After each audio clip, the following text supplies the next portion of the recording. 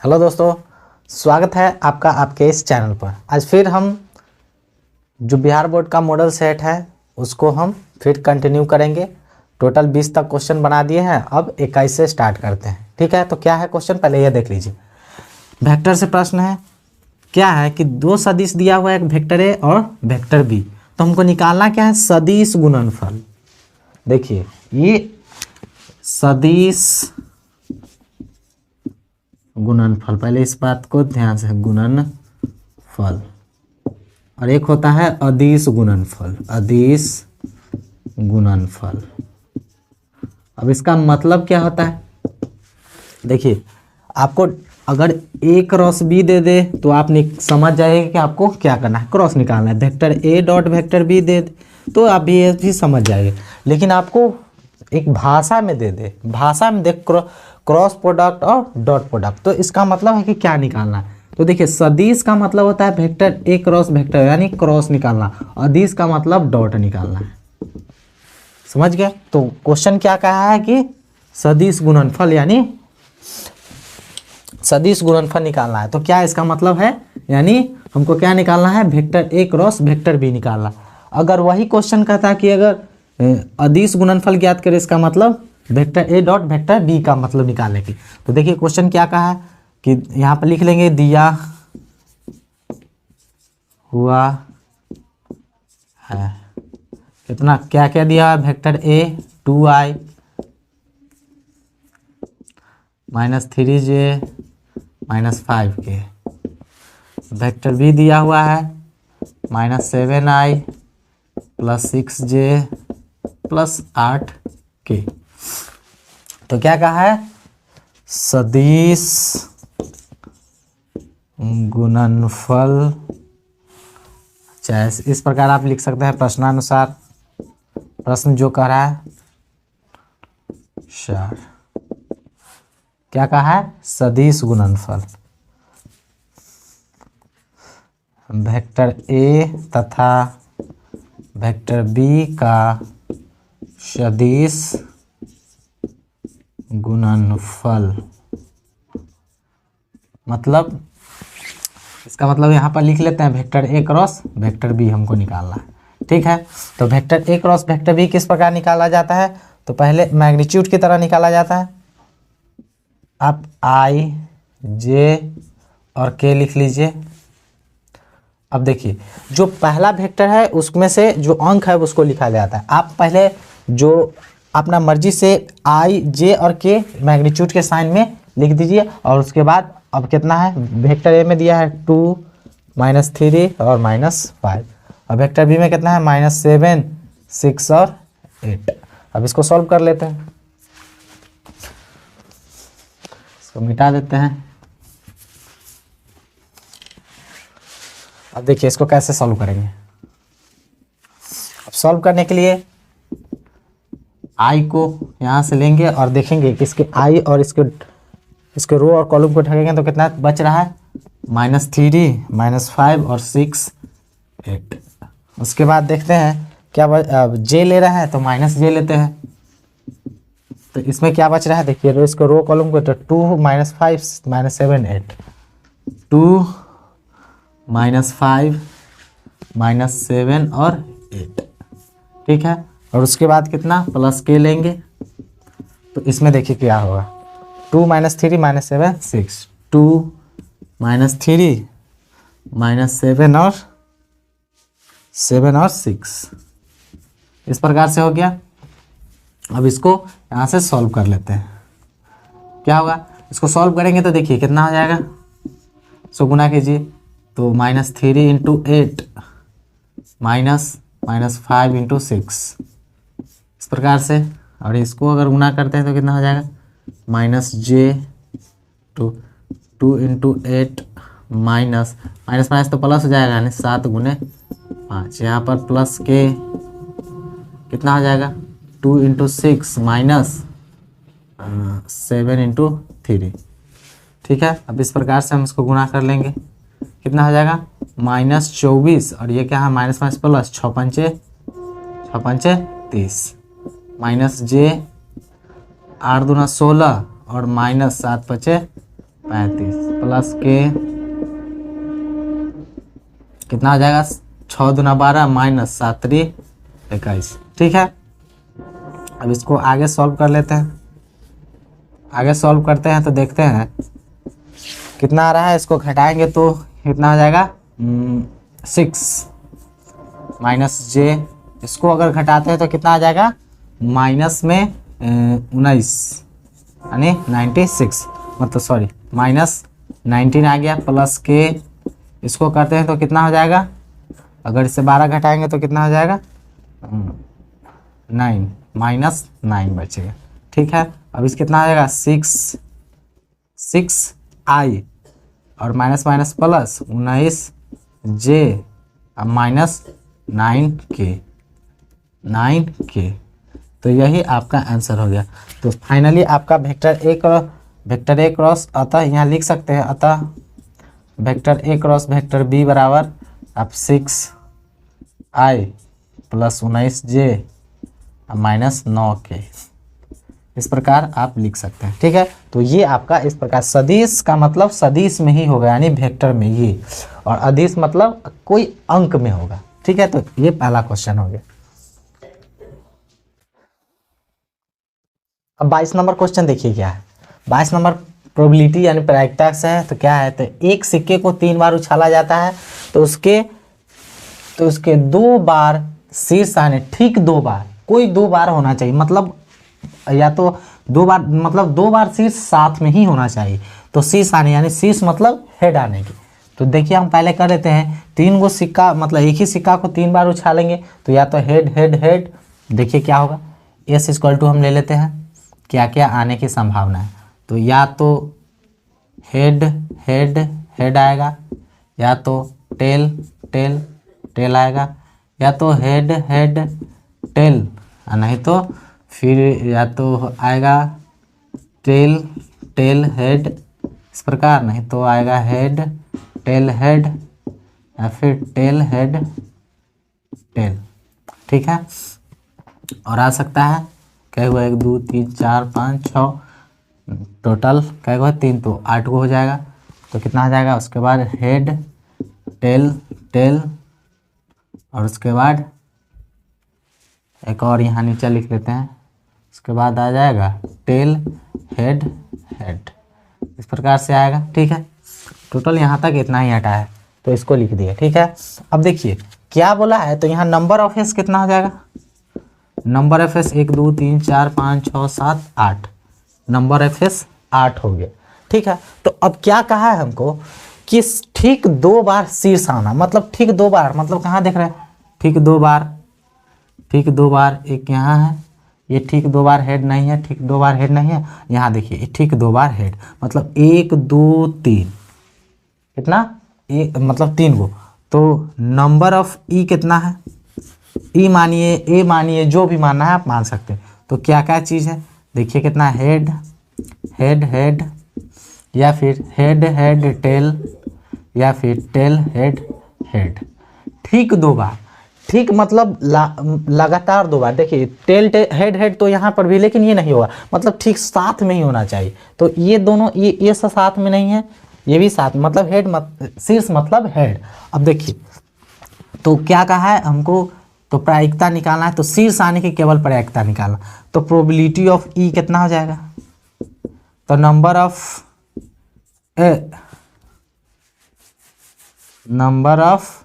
ई बटा number of S, तो कितना आ जाएगा, नंबर ऑफ ई कितना है टोटल 1 2 3 है, और नंबर ऑफ एस कितना है टोटल 8 है। तो यही आपका प्रोबेबिलिटी हो जाएगा, यानी नंबर ऑफ ई कितना हो जाएगा, ये हो जाएगा 3/8। यही आपका बस छोटा सा आंसर था। अगर वही मैं आपको कहता ठीक, या फिर ये कहता कि हेड आने की प्रायिकता क्या होता है, या फिर ठीक 2 बार हेड आने की प्रायिकता, या फिर शीर्ष, तो उसके हिसाब से अलग बनाते। लेकिन शीर्ष यानी 2 बार आने के, ठीक 2 बार, तो 2 बार जो था उसको हम लिख लिए, और उसके बाद प्रोबेबिलिटी निकालना है। तो प्रोबेबिलिटी ऑफ ई बराबर होता है number of E number of बटा नंबर ऑफ एस। तो ई 1 2 3 है और 8 है, तो इस प्रकार ये आंसर हो गया इसका। देखिए 23 नंबर क्वेश्चन क्या है, 23 नंबर है आपके अवकलन अनुप्रयोग से, एप्लीकेशन ऑफ डेरिवेटिव से। तो ये बहुत ही इजी क्वेश्चन है, ठीक है, कैसे है देखिए, r इक्वल टू आपको दिया हुआ है, मतलब त्रिज्या दिया हुआ है, और उसके बाद क्या क्या है, वृत्त का क्षेत्रफल निकालना है।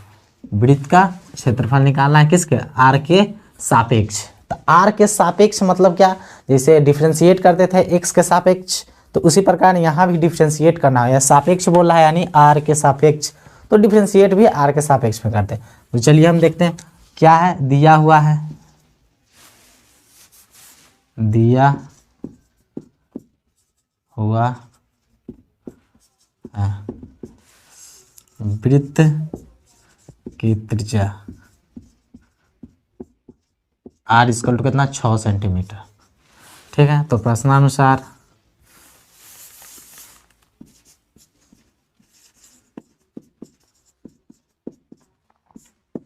क्या प्रश्न कर रहा है कि वृत्त का क्षेत्रफल, तो वृत्त का क्षेत्रफल सब जानते हैं, वृत्त का क्षेत्रफल a equal to pi r square होता है। ठीक है, तो अब देखिए अब क्या होगा, a हुआ तो dA किसके सापेक्ष में बोला है, r के सापेक्ष में, तो dr एरिया ले लिया है इक्वल टू पाई तो कांस्टेंट नंबर है, तो dr स्क्वायर बटा dr। ठीक है, वैसे यहाँ पर लिख लेना, एक मिनट रुक जाए, इसमें एक चीज़ लाइन छोड़ दिए हैं, इसको हम पूरा कर देते हैं। यहाँ पर आप लिख सकते हैं दोनों तरफ r के सापेक्ष अवकलन करने पर, तो देखिए कितना आ जाएगा, dA बटा dr, यहाँ क्या पाई बाहर, dr स्क्वायर बटा dr, तो ये कितना हो जाएगा, आप इसको करें तो dA बटा dr, ये कितना होगा, पाई इंटू 2r, यानी देख रहे हैं कितना आएगा, dA बटा dr equal to 2 pi r।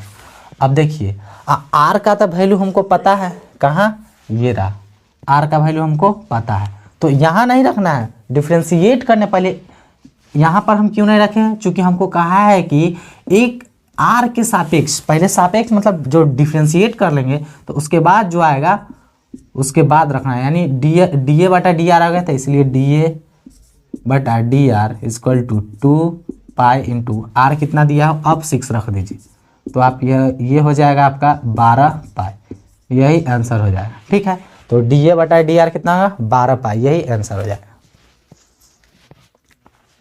देखिए इस क्वेश्चन को, देखिए ये 25 नंबर क्वेश्चन है, इससे पहले क्वेश्चन जो बना है वो था एक्चुअली 24 का, उसमें नंबरिंग 23 का दिया गया है। 23 में आपको ग्राफ है, तो ग्राफ आप बना लीजिएगा, उसको उतना इस पर नहीं बना सकते हैं क्योंकि बोर्ड है तो इस पर नहीं ठीक से बनेगा, तो इसलिए उसको छोड़ दिए हैं। तो वो क्वेश्चन था एक्चुअली 24 का, उसमें 23 का नंबरिंग है, तो चलिए कोई बात नहीं, इसको 25 नंबर क्वेश्चन को हम देख लेते हैं।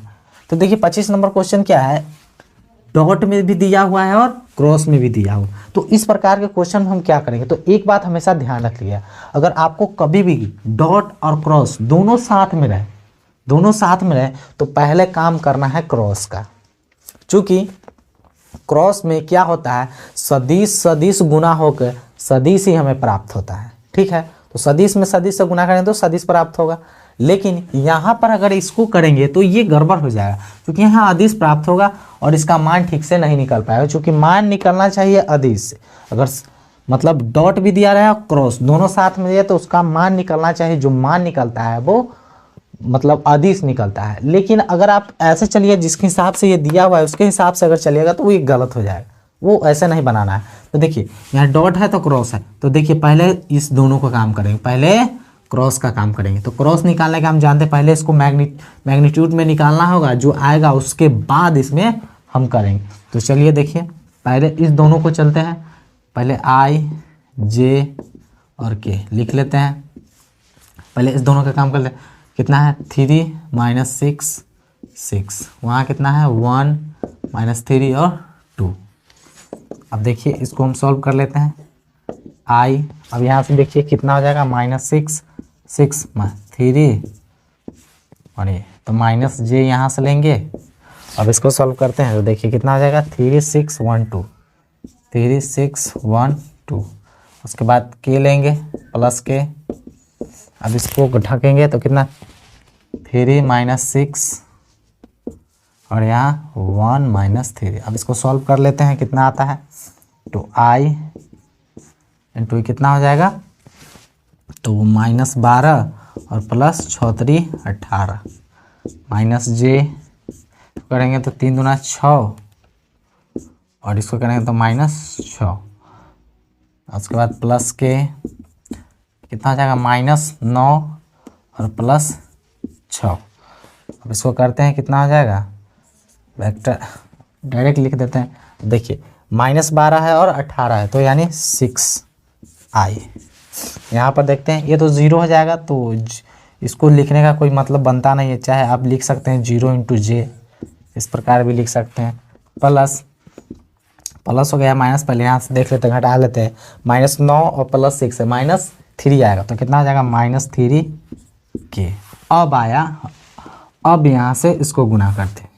देखिए कभी भी एक चीज़ आपको हम बता देते हैं ऑब्जेक्टिव के लिए जो इम्पोर्टेंट है, कभी भी वेक्टर ये दोनों साथ रहता है और डॉट में रहे,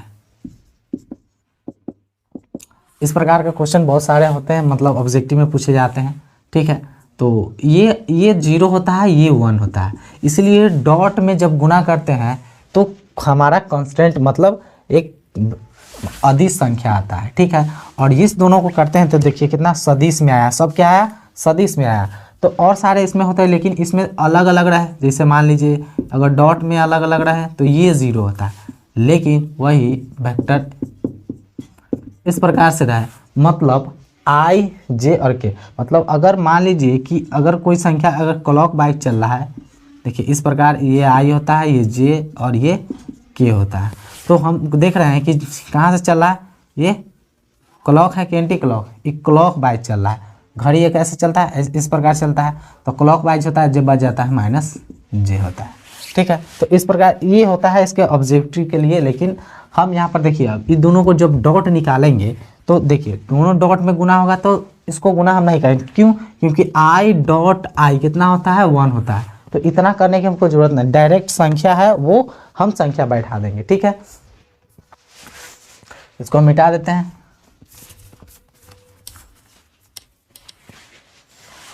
अब देखिए ये हमारा क्वेश्चन था -2i + 3j - 4k। ठीक है, डॉट है तो डॉट, इस दोनों का वैल्यू कितना निकाले, ये रहा, कितना है 6i - 0j - 3k। अब देखिए डॉट निकालने का तो आप जानते ही हैं, बस संख्या से संख्या गुना कर देते हैं। क्यों, क्योंकि हम जानते हैं डॉट में i डॉट i कितना होता है, तो 1 होता है, इसलिए हम i वाला संख्या यहाँ से और ये संख्या यहाँ से, तो -2 × 6 प्लस, तो प्लस यहाँ j वाला 3 इंटू यहाँ कितना है -0, उसके बाद प्लस ये कितना है -4 और इसके पास कितना है -3। अब सॉल्व कर लीजिए, तो ये -12 हो जाएगा, ये तो 0 हो जाएगा, तो इसको कोई फ़र्क नहीं पड़ता है, तो ये कितना आ जाएगा +12। तो देख रहे हैं ये भी कट रहा है, यानी फाइनली कितना आंसर आ रहा है, 0 आ रहा है। तो ये दोनों का मान कितना आएगा, 0 आएगा। अब देखिए अगला क्वेश्चन 26 नंबर क्वेश्चन है। अब देखिए ये क्या है, g ऑफ x और f ऑफ g ज्ञात करना है, और fx दिया हुआ है और gx दिया हुआ है। तो कोई दिक्कत नहीं, आराम से निकालेंगे, बहुत ईजी है। जो दिया हुआ है उसको लिख लेंगे, दिया हुआ है, क्या दिया हुआ है, fx दिया हुआ है 8x³ और gx दिया हुआ है कितना है, x⁻⁴। तो हमको क्या निकालना है, पहले g ऑफ f मतलब g बाहर रखना है और f मतलब fx। ठीक है, अब क्या दिया हुआ है, अब देखिए g fx का वैल्यू कितना है 8x³। ठीक है, और जी मतलब जी का जीते, देखिए अब x वाला जो ये पावर है वो इसके सर चला जाएगा। अब इसको सॉल्व कर लीजिए, मतलब g है तो g का इसका पावर तो होगा ना, ये इसका पावर हो जाएगा तो इसके सर पर आ जाता है, ठीक है, g ऑफ f। और यहाँ उसी प्रकार इसमें भी यही करेंगे, f ऑफ g में भी उसी प्रकार करेंगे। अब देखिए इसको सॉल्व कर लेते हैं, तो देखिए इसको डायरेक्ट तो काट नहीं सकते हैं, 2x का पावर q लिख सकते हैं। अब इसका पावर 1/3, अब ये से ये कट गया तो फाइनली इसीलिए कितना आ जाएगा, g ऑफ f कितना आ जाएगा 2x हो गया, यहाँ से ये निकल गया। अब अगला निकालते हैं पुनः, अब क्या निकालना है, f of g, f of g, तो f ऑफ g मतलब f बाहर रखेंगे और gx है तो gx तो हमको दिया हुआ है ना, तो यहाँ से लिखेंगे। तो देखिए f मतलब इसका कांस्टेंट नंबर, f वाले का यहाँ तो ये कांस्टेंट नंबर कितना है 8 है, और gx कितना दिया हुआ है x का पावर 1/3।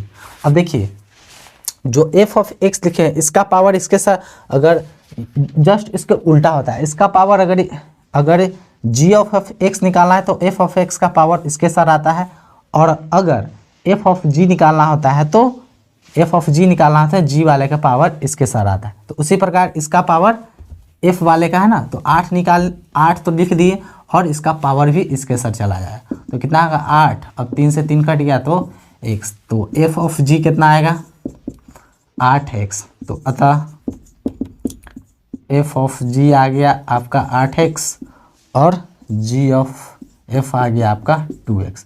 तो यही आपका इस प्रकार आंसर हो गया, ठीक है ये, ठीक है। एक बार और देख लीजिए, देखिए आपको निकालना है g ऑफ f, तो g f x दिया हुआ है, तो f x आपको कितना दिया है 8x का पावर, तो निकालना क्या है g वाला, तो g वाले के पास क्या है केवल पावर है, तो इसलिए इसका पावर चला है। अब पावर है तो देखिए इसको पूरा को हॉल क्यूब में लिखें तभी तो ये काट पाएगा, चूंकि एगो है तो दोनों को करेंगे तभी तो पावर, चूंकि 1/3 इसके लिए भी है और इसके लिए भी है, इसीलिए यहाँ पर तो इस प्रकार इसको किए तो ये आ गया 2x। उसी प्रकार यहाँ देखिए f ऑफ g, तो f है, f के पास 8 भी है और पावर भी है, दोनों है, ठीक है, तो यहाँ 8 भी लिख लिए और देखिए gx कितना दिया हुआ है x के पावर 1/3, तो हम तो 8 लिख ही लिए लेकिन fx के पास 8 भी है और की पावर भी है, तो पावर भी दे दिए और 8 भी, तो इस प्रकार ये कट गया तो 8x, तो फाइनली इसी प्रकार इसका आंसर हो गया। अगला क्वेश्चन है 27 नंबर। अब इस क्वेश्चन में क्या है, देखिए ये भी प्रोबेबिलिटी से है, बहुत इजी क्वेश्चन है, डायरेक्ट आपको फॉर्मूला पर रखना है और आपको आ जाएगा। तो देखिए क्वेश्चन क्या है, क्वेश्चन दिया है प्रोबेबिलिटी ऑफ ई दिया हुआ है, प्रोबेबिलिटी ऑफ एफ दिया हुआ है और इंटरसेक्शन दिया हुआ है, तो सब चीज़ तो दिया हुआ है, निकालना क्या है ई बटा एफ, बस जो दिया हुआ है पहले उसको लिख देते, दिया हुआ क्या क्या दिया हुआ है, प्रोबेबिलिटी ऑफ ई दिया हुआ है 0.6, प्रोबेबिलिटी ऑफ एफ दिया हुआ है 0.3, probability of E intersection F भी दिया हुआ 0.2। तो अब क्या कर रहा है, प्रश्न के अनुसार हम प्रश्नानुसार चलेंगे, प्रश्न के अनुसार क्या कह रहा है, प्रोबेबिलिटी ऑफ ई बटा एफ निकालें। तो देखिए बहुत इजी, इसका फॉर्मूला क्या था, probability of E intersection F, और जो बटा में होता है वही प्रोबेबिलिटी ऑफ एफ होता है, ठीक है, सिंपल सा है बस। अब देखिए जो चीज़ दिया हो उसको रख लीजिए, तो क्या दिया हुआ है, इंटरसेक्शन दिया है कितना 0.2, अब प्रोबेबिलिटी ऑफ एफ कितना दिया हुआ है 0.3, ठीक है, तो पॉइंट से पॉइंट खत्म तो कितना 2/3, यही आंसर हो जाएगा आपका, ठीक है। देखिए ये किसी काम का नहीं है, क्यों, हाँ अगर ये रहता, एक और चीज़ देख लेते हैं इसी में, अगर प्रोबेबिलिटी ऑफ एफ बटा ई निकालने के लिए कहता तो इसका फॉर्मूला क्या होता, इसको यहाँ पर, ये तो आपके क्वेश्चन इस क्वेश्चन का आंसर होगा, लेकिन अगर तो इसका फॉर्मूला होता है probability of E intersection F बटा पी ई, ठीक है। तो अब इसको इस प्रकार बैठलाते हैं, इंटरसेक्शन 0.2 अब प्रोबेबिलिटी ऑफ ई, तब इसका काम आता है 0.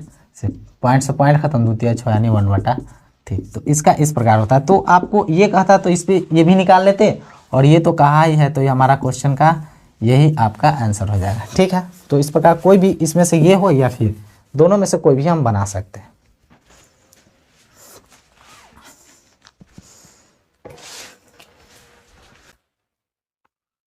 अब देखिए 28 नंबर क्वेश्चन क्या है, ये भी आपके प्रोबेबिलिटी सही है। अब क्वेश्चन क्या दिया हुआ है, देखिए स्टेट में भले ही आपको प्रोबेबिलिटी से आपको लग रहा होगा कि थोड़ा ज़्यादा क्वेश्चन, लेकिन आपके एग्जाम में बहुत कम क्वेश्चन इससे रहता है। कैसे, देखिए हम बता दें, ये भी बहुत इजी क्वेश्चन हो। कैसे, देखिए 2 पासा है, तो पासा तो आप जरूर लूडो छक्का आप जानते ही होंगे। तो उसमें है कि क्या होता है कि 2 लूडो है, उस लूडो छक्का है, उसको दोनों को एक साथ फेंका। तो हमको मेजर पॉइंट हमको क्या क्या करना है कि हमको ये चीज़ निकालना है, दोनों को जोड़ के, मतलब या तो 9 आना चाहिए, नहीं तो 11 आना चाहिए। तो ऐसा कौन कौन संख्या है, तो बहुत इजी है। देखिए अब तो हम पूरा 36 को लिखेंगे नहीं, चूंकि 2 पासा है तो 36 बार आ सकता है। तो नंबर ऑफ एस हम यहीं पे लिख लेते हैं।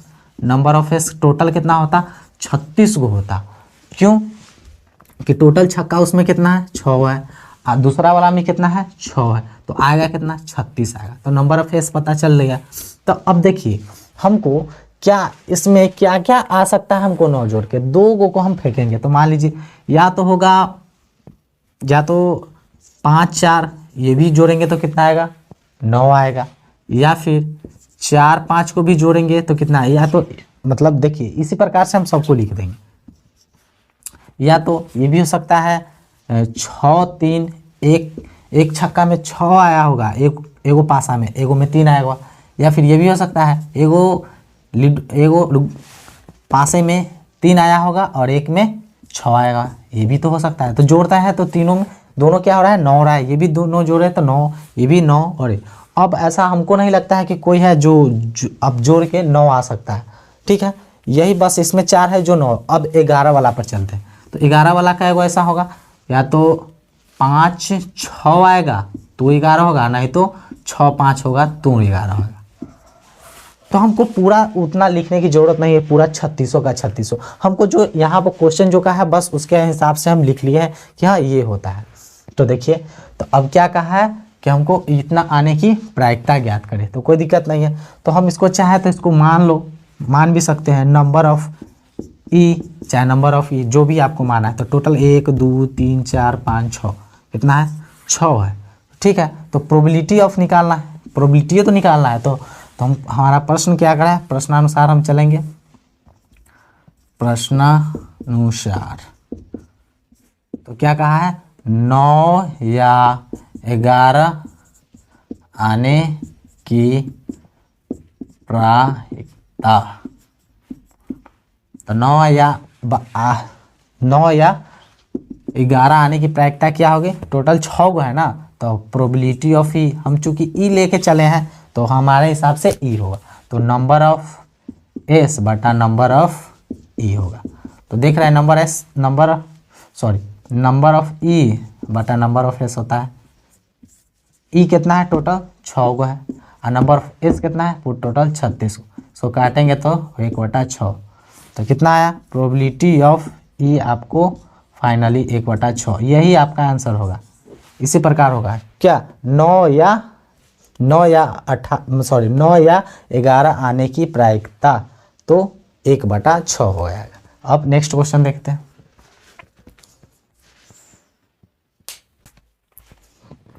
अब देखिए 29 नंबर क्वेश्चन क्या है।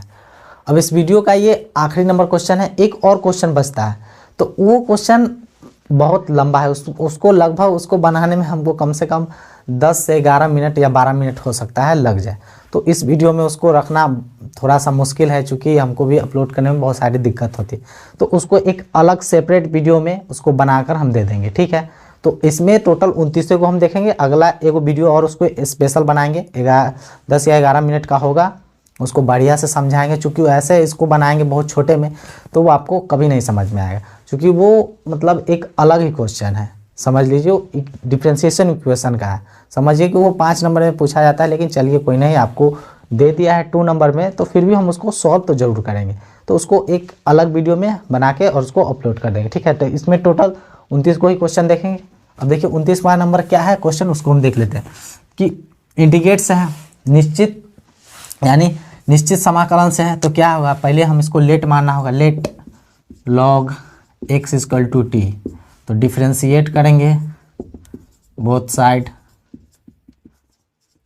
तो कितना हो जाएगा 1/x dx बराबर dt। तो dx का वैल्यू कितना आ जाएगा x dt।